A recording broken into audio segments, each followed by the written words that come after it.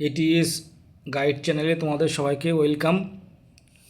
আশা করি তোমরা সবাই ক্লাসগুলো করছো, দেখছো, ঠিক আছে। কারণ এখানে কিন্তু তোমাদের টিচিং পরীক্ষার জন্য যে পেডাগোগি সেটা তো কন্টিনিউ করা হচ্ছে, তার সঙ্গে একজন ম্যাম কিন্তু সায়েন্স ক্লাসগুলো করাচ্ছেন, আর সঙ্গে ম্যাথের ক্লাসগুলোও শুরু হয়েছে। সিটেটের প্রিভিয়াস ইয়ারের কোশ্চেনগুলো সলভ হচ্ছে, তো মোটামুটি ওভারঅল এখানে কিন্তু কন্টিনিউ ক্লাস চলছে। আর এখানে যে কন্টেন্টগুলো নিয়ে তোমাদেরকে ক্লাসগুলো করানো হচ্ছে সেগুলো কিন্তু খুবই মডারেট লেভেলের।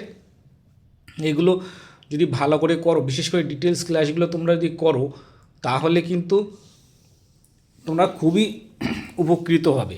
কারণ তোমরা একটু দেখলে বুঝতে পারবে যে সিটেটের যে কোশ্চেনটা আমি সলভ করিয়েছি প্রিভিয়াস ইয়ারের, সেখানে আমি যে চ্যাপ্টারগুলো করিয়েছি তার থেকে যে কোশ্চেনগুলো আছে মোটামুটি সবই কমন। মানে সেই ডিটেলস ক্লাসটা যদি করো তাহলে তোমরা কিন্তু সেখান থেকে সব কোশ্চেনই কমন পেয়ে যাচ্ছ, সেখান থেকে যদি কোশ্চেনগুলো করে। মানে এতটা ডিটেলসে করানো হচ্ছে যাতে কোনো কিছু বাদ না চলে যায়।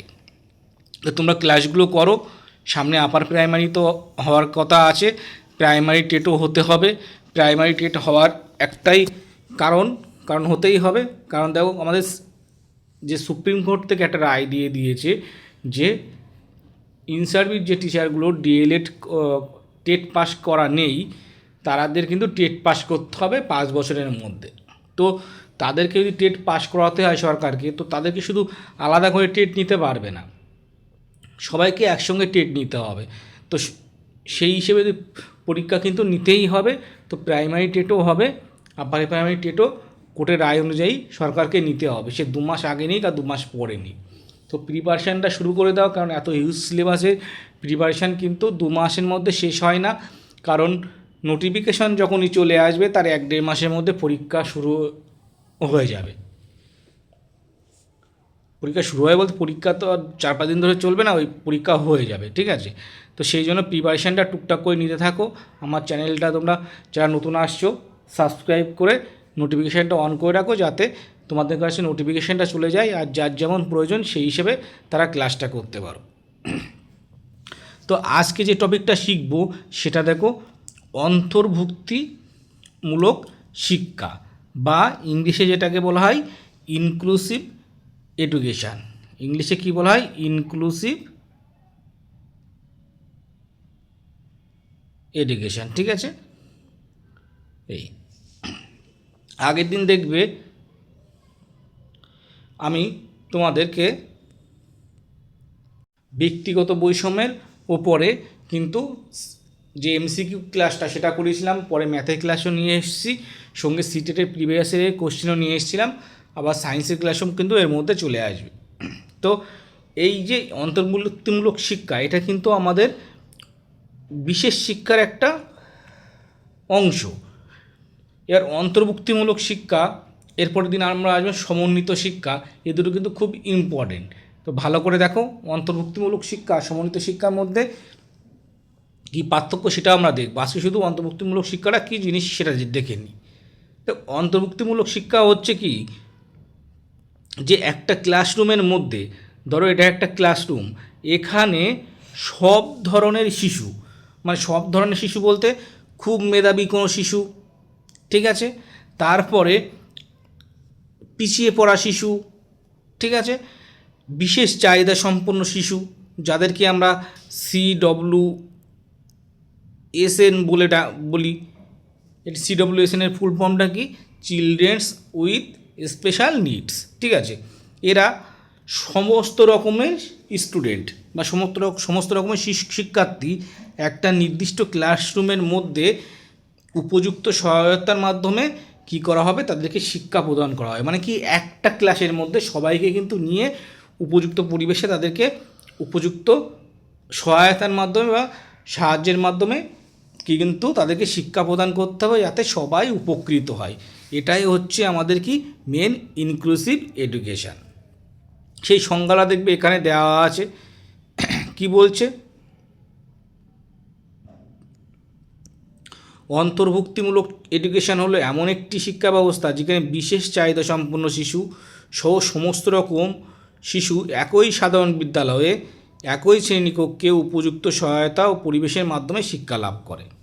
ঠিক আছে, সেটাই কিন্তু অন্তর্ভুক্তিমূলক শিক্ষা বা ইংলিশে যেটাকে আমরা বলি ইনক্লুসিভ এডুকেশান।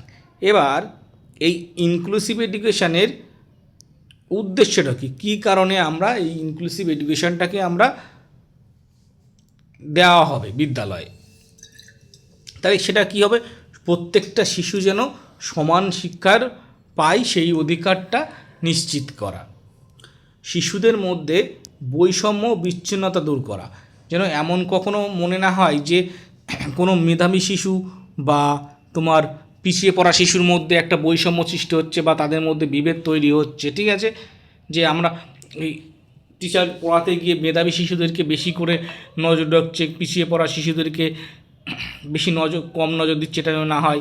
তারপরে কোনো শিশু যদি শারীরিক মানসিক বা বৌদ্ধিক যে কোনো দিক থেকে হোক না কোনো পিছিয়ে পড়া, তারা যেন কী হবে, কখনো শিক্ষকের দ্বারা অবহেলিত না হয়, তারা যেন অন্য ছাত্রদের সঙ্গে মিলেমিশে একইভাবে পড়াশোনাটা করতে পারে। ঠিক আছে, সেদিকে নজর রাখতে হবে।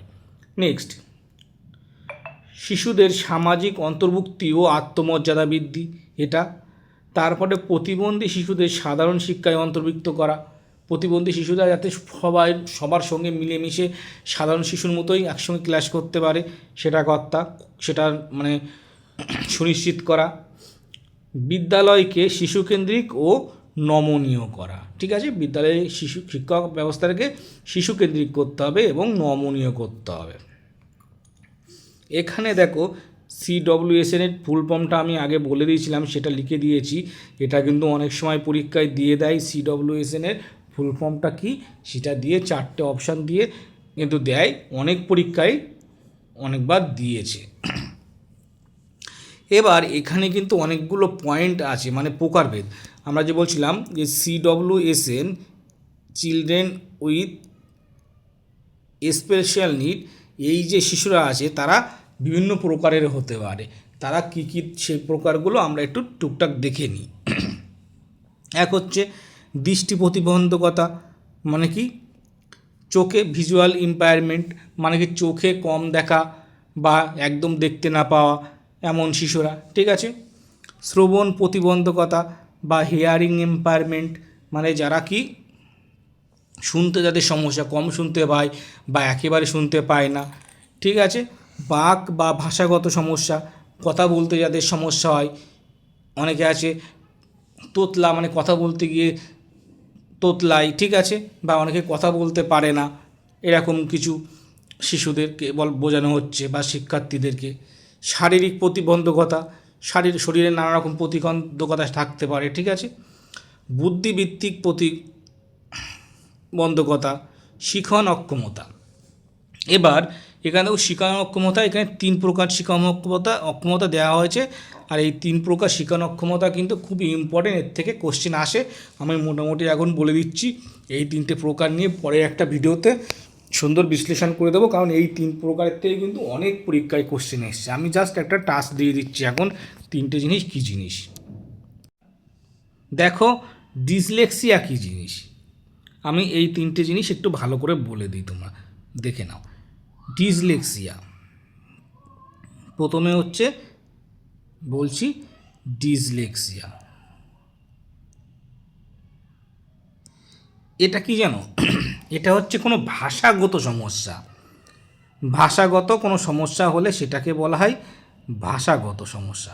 ঠিক আছে, ভাষাগত, যেমন কি পড়তে না পারা, বানান ভুল করা, ঠিক আছে, শব্দ ঠিকঠাক করে গঠন করতে না পারা, এই যে সমস্যাগুলো, এটাকে বলা হবে কি ডিসলেক্সিয়া, মানে ভাষাগত কোনো সমস্যা হলে।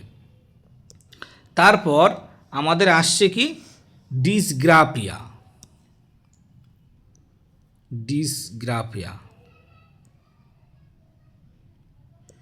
এগুলো কি হবে, এগুলো হচ্ছে কি কোনো শব্দ লেখার সময় একটা দেখবে আমরা যখন কোনো বাক্য লিখি তখন দেখবে দুটো শব্দের মধ্যে একটা নির্দিষ্ট স্পেস থাকে, সেই সব স্পেসগুলো প্রত্যেকটা শব্দের ক্ষেত্রে কী হয়, সমান হয়। অনেকে এই যে দূরত্বটা দুটো শব্দের মধ্যে সেটাকে মেনটেন করতে পারে না, কোনোটার মধ্যে অল্প হলো, কোনোটার মধ্যে বেশি হয়ে যায়, ঠিক আছে, এটাকে মেনটেন করতে পারে না। তারপরে পেন লেখার সময় পেনটাকে খুব শক্তভাবে ধরে, তারপরে উপযুক্ত শব্দ খুঁজে পায় না, ঠিক আছে। এই সবগুলোই হচ্ছে কি লেখার অক্ষমতা, মানে লিখতে পারে না ঠিকঠাক করে।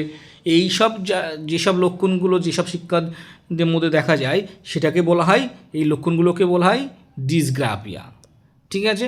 আর একটা আছে ডিসক্যালকুলিয়া। ডিসক্যালকুলিয়া নামটা শুনে কিন্তু কেমন একটা ক্যালকুলেশন ভাব চলে আসে, তাই না? ক্যালকুলেশন কিসের ক্ষেত্রে করা হয়? অঙ্কের ক্ষেত্রে, গণিতের সমস্যা, তাই না? গণিতের কোনো সমস্যা সমাধানের ক্ষেত্রে বা সংখ্যা শেখার ক্ষেত্রে, ঠিক আছে, এই সব ক্ষেত্রে, গণনার ক্ষেত্রে এই সব সমস্যাগুলো হলে তখন তাকে বলা হবে ডিসলেক্সিয়া। তাহলে এই তিনটে জেনে থাকলে, আর আমি এই তিনটের উপর ডিটেলসে একটা নোট নিয়ে আসবো যাতে তোমাদের সমস্যা না হয়। কারণ এখান থেকে অনেক কঠিন মানে ঘুরিয়ে ফিরে কোশ্চেন দিতে পারে, যে এরকম বললো যে কোনো একটা বাচ্চা লেখার সময় তাদের যে শব্দগুলো লিখেছে তাদের মধ্যে যে দূরত্বটা, সেই দূরত্বটা কিন্তু ঠিক নেই, বেশি কম আছে, তাহলে তার কোন সমস্যায় সে ভুগছে, ঠিক আছে। তো এইভাবে অনেক রকম কোশ্চেন ঘুরিয়ে ফিরিয়ে দিতে পারে, আমি সেটা নোট আকারে দিয়ে দেবো যাতে তোমরা পড়ে রাখলে কোনো সমস্যা না হয়। এখানে দেওয়া হয়নি, তো পরের একটা ক্লাসে এটা সুন্দর করে আলোচনা করে দেবো। তো চলো নেক্সট কী আছে দেখা যাক। তারপরে দেখবে আছে অটিজম, ঠিক আছে। অটিজম জিনিসটা কি বলো তো? এটা একটা কিন্তু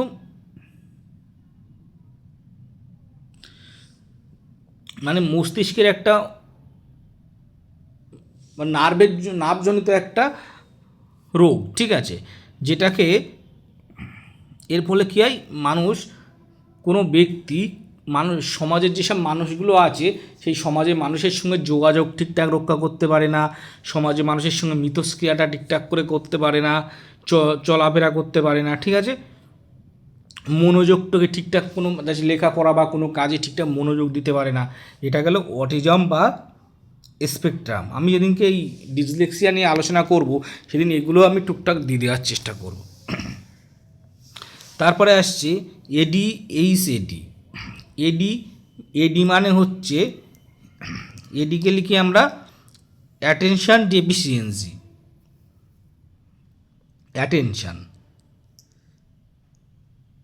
অ্যাটেনশন ডেফিসিয়েন্সি, ঠিক আছে, ডেফিসিয়েন্সি। আর এইচডি হচ্ছে কি,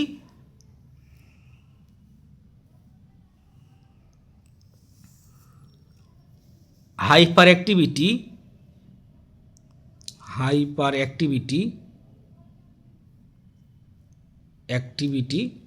ডেফিসিয়েন্সি। মানে কি, এটার ক্ষেত্রে কী হয়, এডির ক্ষেত্রে মনোযোগের কী হয়, মনোযোগের ক্ষেত্রে সমস্যা হয়। আর এইচডির ক্ষেত্রে হাইপার অ্যাক্টিভিটির ক্ষেত্রে কী হয়, বাচ্চারা বেশি পরিমাণে অ্যাক্টিভ থাকে বা বেশি পরিমাণে চলাফেরা, দৌড়োদৌড়ি, হুড়োহুড়ি করে, ঠিক আছে। তারপরে মাল্টিপল ডিসেবিলিটি, নানান রকমের সমস্যা থাকতেই পারে, ঠিক আছে। অন্ধত্ব, কম দৃষ্টি, কুষ্ঠরোগ বা নিরাময়প্রাপ্ত ব্যক্তিরা, ঠিক আছে। শ্রবণ প্রতিবন্ধকতা, এইগুলো আগেও ছিল, একটু রিপিট হয়ে গেছে। এবার লোকোমোটর অক্ষমতা। লোকোমোটর মানে কি, আমাদের শরীরে অঙ্গ প্রত্যঙ্গ নড়াচড়া করা, এটাতে কোনো সমস্যা হলে তাকে লোকোমোটর অক্ষমতা বলে। বামনবাদ, বৌদ্ধিক অক্ষমতা, মানসিক অসুস্থতা, অটিজম স্পেকট্রাম ডিসঅর্ডার, ঠিক আছে। তারপরে সেরিব্রাল পালসি, এটা কি হয়, মস্তিষ্কের একটা রোগ। পেশিবহুল ডিস্ট্রফি, মানে পেশির কোনো সমস্যা থাকলে সেটা কিন্তু এটার মধ্যে ধরা হবে। তারপরে দীর্ঘস্থায়ী স্নায়বিক অবস্থা, মানে নার্ভের কোনো দীর্ঘস্থায়ী কোনো সমস্যা হলে সেটাকে বলা হবে দীর্ঘস্থায়ী স্নায়বিক সমস্যা। নির্দিষ্ট শেখার অক্ষমতা, মানে কোনো কিছু শিখতে অক্ষম, যেমন সেটা ডিসলেক্সিয়া হতে পারে, আবার ডিসগ্রাফিয়া হতে পারে, বা ডিসক্যালকুলিয়া হতে পারে, ঠিক আছে। তারপরে একাধিক স্কলারিসিস, বাক ও ভাষাগত অক্ষমতা, এটা আগে বলা হয়েছে, দুটো একটা রিপিট হয়ে গেছে। তারপরে থ্যালাসেমিয়া। থ্যালাসেমিয়া হচ্ছে আমাদের, এটা অনেকে জানো তবুও আমি বলে রাখছি, থ্যালাসেমিয়া কি এমন একটা রোগ যেটা কি হয় আমাদের রক্তে হিমোগ্লোবিনের পরিমাণটাকে কমিয়ে দেয়। আর হিমোগ্লোবিনের কাজটা কি, আমাদের শরীরে অক্সিজেনের পরিবহন করা, অক্সিজেন O2, তাই তো, এই অক্সিজেনকে পরিবহন করা। আর এই অক্সিজেনটাই আমাদের কি হয়, শ্বাস প্রশ্বাস বা শরীরে আমাদেরকে জীবিত রেখে দেয়, তাই তো। তো এই হিমোগ্লোবিনের পরিমাণটা যদি কমে যায় তাহলে অক্সিজেনটা আমাদের শরীরে কম যাবে, আর অক্সিজেন শরীরে কম যাওয়া মানে কি, শ্বাসকষ্ট হওয়া বা সেটাকে আমরা বলি কি থ্যালাসেমিয়া। আর তারপরে হচ্ছে হিমোফিলিয়া। হিমোফিলিয়া একটা রোগ যেটাতে অণুচক্রিকার পরিমাণটা কমে যায় বা থাকে না বলতে গেলে চলে। তখন কী হয়, অণুচক্রিকার কাজ কি, আমাদের শরীরে রক্তটাকে জমাট বাঁধানো। আর এই অণুচক্রিকার পরিমাণ যদি কমে যায় তাহলে আমাদের শরীরে যদি কোনো জায়গায় কেটে যায়, সেখানে কিন্তু রক্তটা যখন পড়তে থাকবে সেটা কিন্তু আর জমাট বাঁধবে না, রক্ত পড়তেই থাকবে, ঠিক আছে, রক্তপাত হতেই থাকবে। এটাকে বলা হবে হিমোফিলিয়া। বোঝা গেল?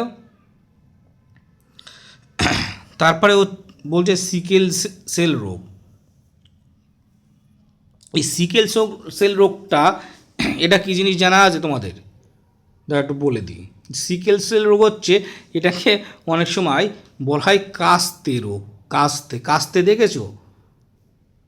গ্রামে কিন্তু সবাই যারা ধান টান কাটে বা কিছু কাটতে কিন্তু কাস্তে ব্যবহার করে। কেমন কাস্তেটা দেখতে কেমন বলো তো? দেখি একটু ছবিটা আঁকার চেষ্টা করি। এরকম কিন্তু এরকম বাঁকানো, এরকম একটা কাস্তে, এখানে হাত ধরার জন্য একটা কিছু লাগানো থাকে। এবার এটাকে কাস্তে রোগ বলা হচ্ছে কারণ কি, দেখবে এই রোগটা হলে আমাদের যে লোহিত রক্তকণিকাটা আছে, সেই লোহিত রক্তকণিকাটা কিন্তু এই কাস্তের মতো বাঁকানো হয়ে যায়, যার ফলে আমাদের এই যে শিরা উপশিরা বা ধমনিগুলো আছে, ভেন্সগুলো আছে, তার মধ্যে দিয়ে কিন্তু এই কী হয়, লোহিত রক্তকণিকা চলাচল করতে পারে না, তাহলে রক্ত চলাচলে অসুবিধা হয়। তখন যে রোগটা হয় সেটাকে আমরা বলি সিকেল সেল রোগ। ঠিক আছে, বোঝা গেল? তারপর হচ্ছে বধির, অন্ধসহ একাধিক প্রতিবন্ধকতা, অ্যাসিড আক্রমণের শিকার। ঠিক আছে, মানে অ্যাসিড আক্রমণ বলতে গেলে কি মানে কোনো মানুষ বা কোনো ছেলে বা কোনো মেয়ের উপরে যদি অ্যাসিড আক্রমণ করা হয়, যেটা খুব আইনত অপরাধ, ঠিক আছে, সেটা। আর হচ্ছে পার্কিনসন রোগ, যেটা মানে মস্তিষ্ককে অ্যাটাক করে, ঠিক আছে, পেশি শক্ত বা পেশি নড়াচড়া করতে সমস্যা হয়, চলাফেরার মানে মানুষ পঙ্গুও হয়ে যায়। তাহলে এতগুলো সমস্যাযুক্ত, মানে সব রকমের সমস্যাযুক্ত যেসব শিশু, এর মধ্যে যে কোনো একটা হলেও হতেও পারে বা অনেকগুলো সমস্যা যুক্ত হতে পারে, ঠিক আছে। এই সব শিশু মানে এই সব রোগে যদি কোনো আক্রান্ত হয় কোনো শিশু, তখন তাকে বলবো আমরা চিলড্রেন উইথ স্পেশাল নিড। তাদেরও কিন্তু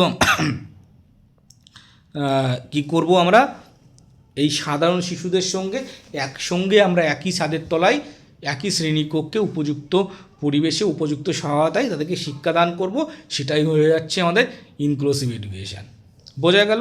খুব সহজে কিন্তু খুব ডিটেলসে ভালো করে বুঝিয়ে দিলাম, ঠিক আছে। আর যারা ক্লাস করছো তাদের নিশ্চয়ই খুব ভালো লাগছে, ঠিক আছে। এত সহজে বা এত সুন্দরভাবে কিন্তু তোমরা যদি পড়ো তাহলে তোমাদের খুব মনে থাকবে, পরে যে কোশ্চেনগুলো আসবে দেখবে তোমরা নিজেরাই অ্যান্সার করতে পারছো। তো যারা নতুন আসছো, দেখছো, ভালো লাগে, তারা কিন্তু সাবস্ক্রাইবটা করে দেবে, কারণ এটাই কিন্তু আমার কাছে ইম্পর্টেন্ট। কারণ আমি এখানে কিন্তু আমার কোনো মানে পেইড ব্যাচ নেই, বা আমি যে নোটগুলো দিচ্ছি সেগুলোও কিন্তু কোনো তার জন্য কোনো পেমেন্ট আমি নিচ্ছি না। চাইলে আমার গ্রুপে যুক্ত হয়ে যেতে পারো। আমার এই হোয়াটসঅ্যাপ গ্রুপটা আছে, এই নাম্বারে দেখবে হোয়াটসঅ্যাপ আছে, আমাকে মেসেজ করবে, আমি তোমাদেরকে গ্রুপ অ্যাড করে দেবো। টেলিগ্রাম গ্রুপটা আছে, আমাকে মেসেজ করলে আমি টেলিগ্রাম গ্রুপের লিঙ্কটা দিয়ে দেবো। ওখানে যুক্ত হয়ে থাকলে ওখানে দেখবে আমার নোট পিডিএফগুলো দেওয়া আছে, আর আমি আস্তে আস্তে আরও নোটগুলো দিচ্ছি, ঠিক আছে। তাহলে আমাকে হোয়াটসঅ্যাপে মেসেজ করলে আমি টেলিগ্রাম গ্রুপের লিঙ্কটা দিয়ে দেবো, আর আমার হোয়াটসঅ্যাপ গ্রুপটাকে অ্যাড করে দেবো, সেখানে তোমরা হেল্প পেয়ে যাবে। তো চলো, তারপর কি আছে আমাদের, ইনক্লুসিভ এডুকেশন সংক্রান্ত আইন বা নীতি। এবার দেখো, সব কিছুরই একটা নীতি বা নিয়ম থাকার দরকার আছে, যে অনুযায়ী আমরা সেই ব্যবস্থাটাকে আমরা গড়ে তুলি। তো সেই একইভাবে ইনক্লুসিভ এডুকেশনের ক্ষেত্রেও কিছু নিয়ম তৈরি হয়েছে, তাহলে এবার সেইগুলো আমরা একটু দেখি। প্রথম বলছে আরটি অ্যাক্ট 2009 কী বলছে, 6 থেকে 14 বছর বয়সী সকল শিশুদের বিনামূল্যে ও বাধ্যতামূলক শিক্ষা। এই যে 6 থেকে 14 বছর বলেছে এখানে, এইটাকে কিন্তু মনে রাখবে খুব ভালো করে, অনেকবার পরীক্ষায় দিয়েছে। আর পরীক্ষার সময় এটা কিন্তু সবাই পড়ে অতটা খেয়াল করে না, কিন্তু পরীক্ষার সময় গিয়ে কি মনে হয়, কী ছিল আমাদের 6 থেকে 14 ছিল না 5 থেকে 14 ছিল না 5 থেকে 16 ছিল, তখন গিয়ে মাথা গুলিয়ে যায়। আর তখন মনে হয় যা এত সুন্দর সহজ কোশ্চেনটা যদি একটু মন দিয়ে দেখে আসতাম তাহলে কিন্তু আমরা অ্যান্সারটা করতে পারতাম। এই কোশ্চেনটা কিন্তু অনেকবার দিয়েছে যে কোন বয়সে শিক্ষার্থীদেরকে বিনামূল্যে শিক্ষা প্রদান করা উচিত। সেখানে অপশানে দিয়ে দিচ্ছে 5 থেকে 14, তারপর দিচ্ছে 6 থেকে 14, কোনো জায়গায় দিয়ে দিল 7 থেকে 14। এর এই অপশানগুলো দেখে না তুমি যে এটা দেখে গেছো সেটা পুরো গুলিয়ে যায়, তুমি কনফিউশনে পড়ে যাবে কী ছিল, 5 থেকে 14 ছিল না 8 থেকে 14 ছিল না 7 থেকে 14 ছিল। তো সেই জন্য আমি বারবার বলে দিচ্ছি এটুকু খেয়াল রাখো, ঠিক আছে। তারপরে বলছে প্রতিবন্ধ শিশুরাও কিন্তু এর মধ্যে অন্তর্ভুক্ত, ঠিক আছে। তারপরে একটা অ্যাক্ট RPWD অ্যাক্ট 2016, এখানে 21 প্রকার প্রতিবন্ধকতার স্বীকৃতি দেওয়া হয়েছে। যে ধরনের এই 21 প্রকার যে প্রতিবন্ধকতা আছে এইগুলোই যদি কোনো শিশু আক্রান্ত থাকে তাদেরকে CWSN-এর মধ্যে ধরা হবে, তাদেরকে ইনক্লুসিভ এডুকেশন দেওয়া বাধ্যতামূলক, ঠিক আছে। শিক্ষা ও কর্মক্ষেত্রে সমান সুযোগ, এদেরকে শিক্ষা এবং কর্মক্ষেত্রে সমান সুযোগ দিতে হবে। নেক্সট SSA ফুল ফর্মটা দেখে রাখবে। SSA ফুল ফর্ম কি, সর্বশিক্ষা অভিযান। এর কি ছিল, এর কন্ডিশনটা যে এডুকেশন ফর অল মানে সবার জন্য শিক্ষা। CWSN-এর জন্য সহায়ক উপকরণ রাখতে হবে ক্লাসে, র্যাম্পের ব্যবস্থা করতে হবে, ব্রেল রাখতে হবে, রিসোর্স শিক্ষা রাখতে হবে। তারপরে ওদের স্কুলে যাওয়া আসার জন্য প্রয়োজনে মানে যোগাযোগ পরিবহন ব্যবস্থা করতে হবে, হুইল চেয়ারের ব্যবস্থা করতে হবে, এগুলো সবই আছে, ঠিক আছে।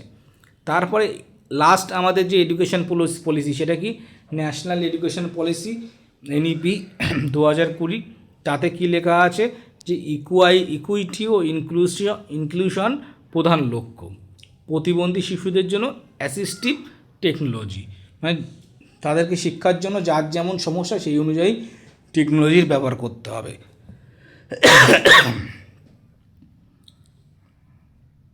ঠিক আছে, তাহলে এরপর দেখবে এখানে কিছু পয়েন্ট দেওয়া আছে যে কোন সময় প্রতিবন্ধী শিশুদের জন্য কি ব্যবস্থা নেওয়া হয়েছে, ঠিক আছে। সেইগুলো এখানে পরপর লেখা আছে, আমি একটু স্ক্রল করছি, তোমরা দরকার হলে পড়ে নাও। যে একটা এখানে দেখো একটা পয়েন্ট আমি পড়ে দিচ্ছি যে 2001 সালে সর্বশিক্ষা অভিযান চালু হয়, এটাও দেখে রাখবে, দেখে রেখো, কারণ কোন জায়গা থেকে খুঁটিয়ে কোশ্চেন দিয়ে দেবে কেউ জানে না। পরীক্ষা দিয়ে দিতে পারে যে SSA এর ফুল ফর্ম কী বা SSA কবে চালু হয়, ঠিক আছে। তো এগুলো একটু দেখে রাখো। এখানে কি বলছে, চালু হওয়ার পর SCERT এবং SSA উভয় দ্বারা এই প্রকল্পটি বাস্তবায়িত হয়। 2009 সালে মাধ্যমিক পর্যায়ে প্রতিবন্ধীদের জন্য অন্তর্ভুক্তিমূলক শিক্ষা প্রকল্প চালু করা হয়। তাহলে এবার কোন সময় কী কী ব্যবস্থা এই প্রতিবন্ধ CWSN শিক্ষার্থীদের জন্য নেওয়া হয় সেগুলো এখানে পরপর দিয়ে দিয়েছি, আমি আর রিডিং পড়ছি না। এখানে বোঝানো তেমন কিছু নেই, জাস্ট তোমরা নিজেদের জানার জন্য বা তথ্য নেওয়ার জন্য দেখে নিতে পারো। আমি একটু আস্তে আস্তে স্ক্রল করে দিচ্ছি, ঠিক আছে।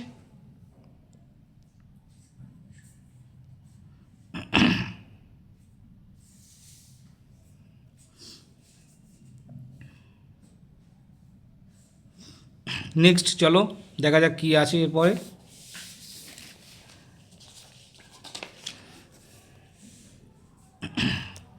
এবার বলছে ইনক্লুসিভ শ্রেণীকক্ষে শিক্ষকের ভূমিকা, এখানে একটু একসঙ্গে হয়ে গেছে আলাদাভাবে, শ্রেণীকক্ষে শিক্ষকের ভূমিকা।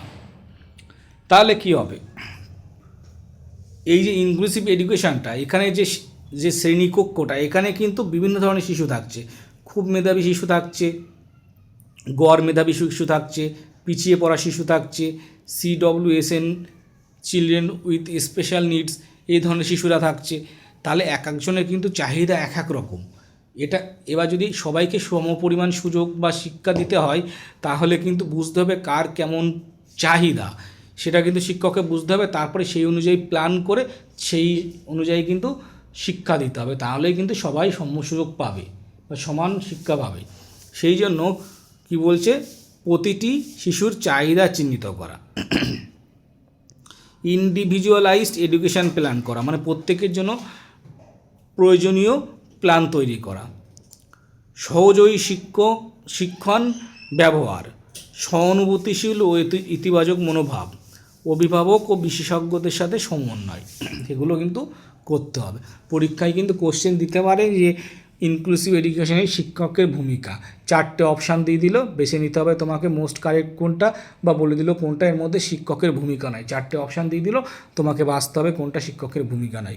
তো তার জন্য কনসেপ্টটা ক্লিয়ার রাখতে হবে, ঠিক আছে। কমন কোশ্চেন খুব কমই আসছে, মানে D2 অ্যান্সার হবে, 100টা কোশ্চেন করে গিয়েই তুমি অ্যান্সার করে দিয়ে আসতে পারবে, তেমন হবে না। এখন কোশ্চেন তেমন হচ্ছে না। তোমরা সিটেটের কোশ্চেনটা দেখতে পারো, আমি একটা সলভ করে দিয়েছি, তো সেখানে দেখবে যে মুখস্থ করা কোশ্চেন খুবই কম থাকছে। কনসেপ্ট ক্লিয়ার থাকলেই তবে কিন্তু অ্যান্সার করা যাবে। নেক্সট, শিক্ষণ কৌশল বলছে এদেরকে কিভাবে শিক্ষণ দেওয়া যেতে পারে। বলছে মাল্টি সেন্সরি পদ্ধতি, মানে বিভিন্ন রকমের পদ্ধতি ব্যবহার করতে হবে। সে যারা চোখে কম দেখতে পায় তাদের জন্য ভিজুয়াল এইডস, ঠিক আছে, ব্যবহার করতে হবে। যারা কানে কম শোনে তাদের জন্য মানে টেপ ইয়ে বার করতে হবে, বেশি স্পিকার ব্যবহার করতে হবে, যার ফলে কী হয়, শব্দটা একটু বেশি হয়, তারা শুনতে পায়, ঠিক আছে।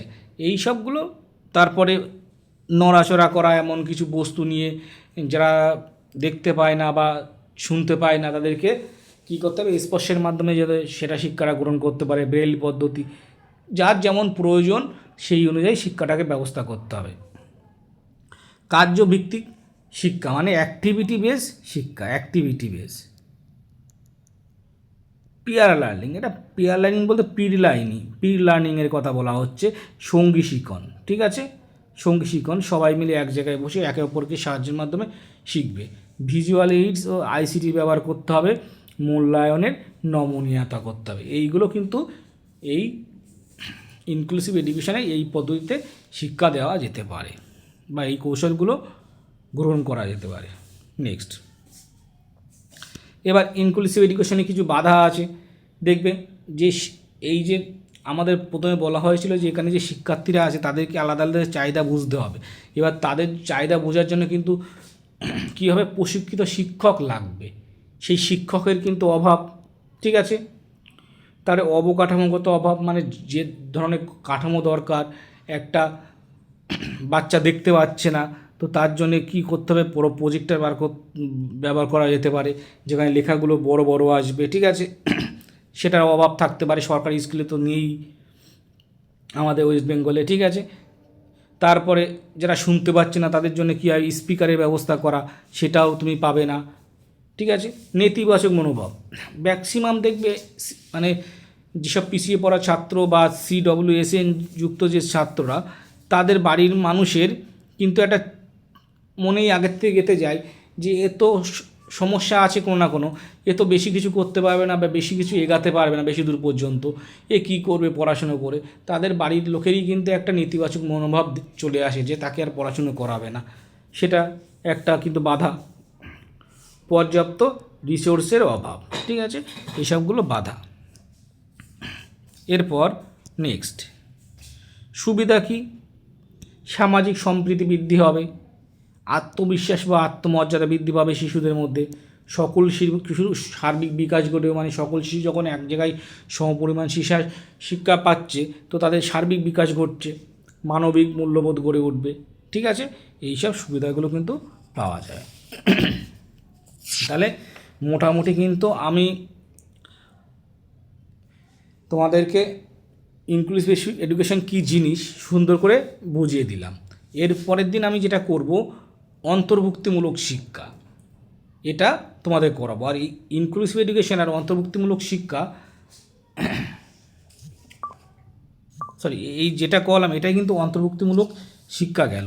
তারপরের দিন যেটা করাবো সমন্বিত শিক্ষা। সমন্বিত শিক্ষা, এবার এই দুটোর মধ্যে কি কি মিল আছে কি অমিল আছে সেটাও বোঝার দরকার। ঠিক আছে, এই কারণ এই দুটোর থেকে কিন্তু পরীক্ষায় প্রত্যেকবারই কোশ্চেন কিছু না কিছু দেখা যায়। ঠিক আছে, তো মোটামুটি জেনে গেলে। আরও এর সঙ্গে আমি কিছু জিনিস এক্সট্রা রেখেছি, যে এই যে মানে সমন্বিত অন্তর্ভুক্তিমূলক শিক্ষা, তাতে কি কি ব্যবস্থা নেওয়া যেতে পারে বা কিভাবে কি ব্যবস্থা করা যেতে পারে, শিশুদেরকে কি সুযোগ সুবিধা দেওয়া যেতে পারে, সেই সব শিশুদের সেগুলো এখানে লেখা আছে দেখবে। আমি আর রিডিং পড়ছি না, রিডিং পড়ে ফালতু টাইম ওয়েস্ট করে লাভ নেই, এখানে বোঝার মতো তেমন কিছু নেই। একবার একটু দেখে নাও, আমি স্ক্রল করে দিচ্ছি আস্তে আস্তে, তোমরা একবার একটু রিডিং পড়ে নিও। ঠিক আছে, আর তোমরা মেসেজ করো আমাকে, আমি কিন্তু তোমাদেরকে কি করব, গ্রুপে অ্যাড করে রাখবো। দরকার হলে আস্তে আস্তে এইসব নোটগুলো আমি দিয়ে দিচ্ছি। ঠিক আছে, এমসিকিউগুলো দিচ্ছি না, কিন্তু এই নোটগুলো টুকটাক দিয়ে দিচ্ছি, তোমরা অ্যাড হয়ে থাকতে পারো। সেখানে সব কিছুর মোটামুটি আপডেটও তোমাদেরকে দিয়ে দেবো, কখন কী ক্লাস আসছে। ঠিক আছে, নেক্সট ক্লাস কী হতে পারে। তাহলে আশা করি যেভাবে তোমাদেরকে ক্লাসটা করিয়ে দিলাম ইনক্লুসিভ এডুকেশান নিয়ে আর কোনো সমস্যা থাকার কথা নয়। ঠিক আছে, নেক্সট অন্তর্ভুক্তিমূলক শিক্ষাটা করিয়েই, সরি বারবার অন্তর্ভুক্তিমূলক শিক্ষা বলছি, অন্তর্ভুক্তিমূলক শিক্ষা তো হয়ে গেল, সমন্বিত শিক্ষাটা ক্লাস করিয়ে এই দুটো উপরে কিন্তু তোমাদের এমসিকিউ কী করব, এমসিকিউ সিরিজটা নিয়ে আসবো। ঠিক আছে, তাহলে আজ এই পর্যন্ত থাক। যারা নতুন দেখছো, ভালো লাগছে, সাবস্ক্রাইবটা করে দিও আর নোটিফিকেশান অন করে রাখো, নোটিফিকেশান চলে যাবে। দিনে দুটো তিনটে করে ভিডিও আসছে ক্লাস অনুযায়ী, সায়েন্স, ম্যাথ, পেডাগোগি, যার যেটা দরকার সে সেটা কিন্তু দেখে নিতে পারবে। তাহলে আজ এই পর্যন্ত থাক, নেক্সট ক্লাসে কিন্তু আবার দেখা হচ্ছে।